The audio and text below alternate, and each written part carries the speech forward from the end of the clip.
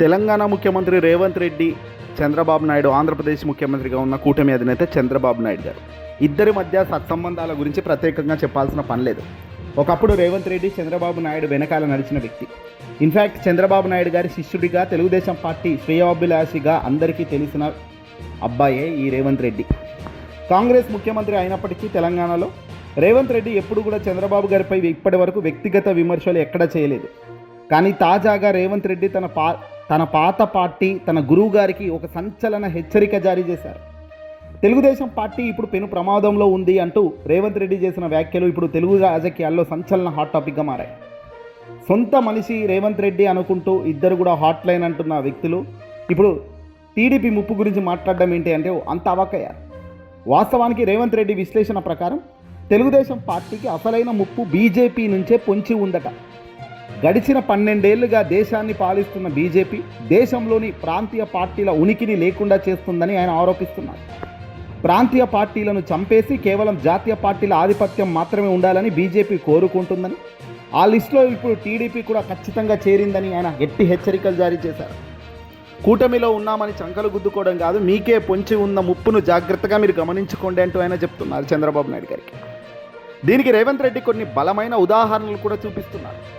మహారాష్ట్రలో అత్యంత శక్తివంతమైన శివసేన పార్టీని బీజేపీ ఎలా చీల్చిందో మనం చూసాము.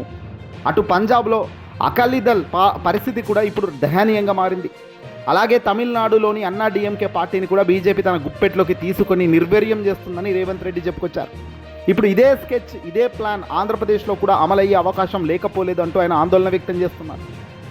దక్షిణ భారతదేశ ప్రయోజనాల విషయంలో ముఖ్యంగా నియోజకవర్గాల పునర్విభజన, డీలిమిటేషన్ వంటి అంశాల్లో బీజేపీకి మద్దతు ఇవ్వడం ద్వారా టీడీపీ తన సొంత గొయ్యి తామే తవ్వుకుంటున్నట్టు అవుతుందని రేవంత్ రెడ్డి అంటున్నారు.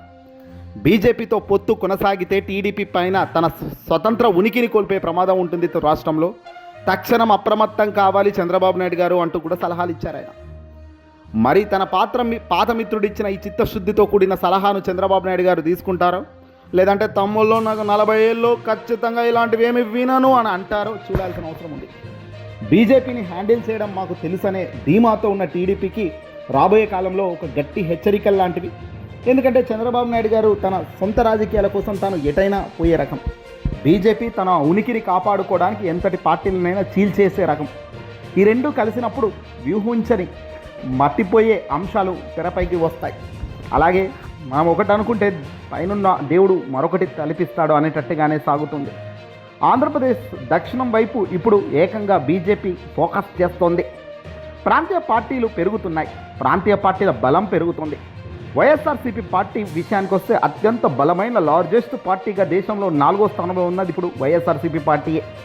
ఆ పార్టీని కూడా ఇప్పుడు చీల్చాలి, చెండాలాలి అనుకుంటున్నారు. కానీ జగన్మోహన్ రెడ్డి గారు చాకచక్యంగా తాను ముందుకు పోయేసరికి తన జోలికి పోవడం లేదు. రాబోయే రోజుల్లో చాలా వరస్ట్ కేసెస్ కూడా వస్తాయి. మరి ఆ కేసులన్నిటికీ కూడా జగన్మోహన్ రెడ్డి గారు కావచ్చు, టీడీపీ చంద్రబాబు ఇద్దరు కూడా సమర్థవంతంగా దాన్ని తిప్పికొట్టాలా.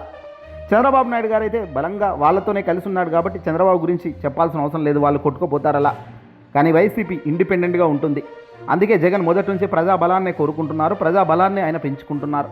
ఎప్పుడైతే ప్రజలు బలంగా ఉంటారో, ఎప్పుడైతే ప్రజలు నమ్మకంగా ఉంటారో, ఎప్పుడైతే ప్రజలు మన వైపు విశ్వాసంగా కలిగి ఉంటారో అప్పుడు ఎన్ని శక్తులు, ఎంత దారుణమైన శక్తులు వచ్చినా చీల్చే పరిస్థితి ఉండదు. జగన్మోహన్ రెడ్డి గారిపై ఎటువంటి సినారియోలైనా సరే బీజేపీకి తల వంచే పరిస్థితి అయితే ఉండదు. ఇక్కడ సినిమా రాబోయే కాలంలో మామూలుగా ఉండదు. ఏదేమైనా కాంగ్రెస్లో ఉన్న రేవంత్ రెడ్డి ఎన్ని చెప్పినా చంద్రబాబుకు ఊహించని స్థాయిలోనే కూటమి పతనం కాక తప్పదని ఇంత దూరం వెళ్తున్నారు. చంద్రబాబు గారు ఉన్న ఈ కూటమిలో టీడీపీ, జనసేన, బీజేపీకి సమన్వయం లేదు, బ్యాలెన్స్ లేక కొట్టుకుంటున్నారు. నిన్న మొన్న వర్మ గురించి మనం చెప్పాల్సిన అవసరం లేదు. వర్మ ప్రోటోకాల్ ఇష్యూ పెద్ద రచ్చ అవుతుంది. దీనిపై చంద్రబాబు కూడా వర్మ చేస్తున్న పనుల పట్ల ఆగ్రహం వ్యక్తం చేశారు.